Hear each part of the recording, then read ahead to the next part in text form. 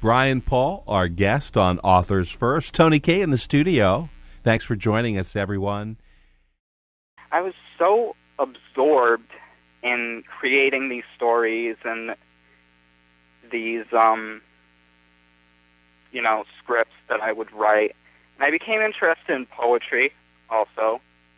This was the 90s, and grunge was big. Pearl Jam, Nirvana. My brother had his own grunge band, and my parents would listen to classic rock on the radio. I understood how song lyrics could be poetry, and was turned on to the Doors music and turned on to the CD An American Prayer, which was a CD that was put out after Jim Morrison had died, with music by the Doors and some spoken word poetry.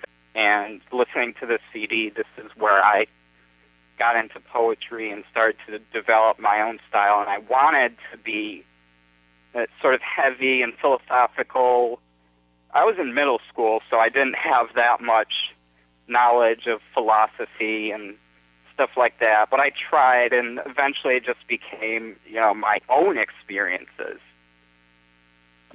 Stuff that I was dealing with as a teenager. Yes, and I think that is so important to the creative process. You have that instinctual nature of saying, I have this emotion, I feel this pain, I here I am in my reality. How do I get that down? How do I write that so that others can relate, and so that I can see that I have an understanding, a conception of self?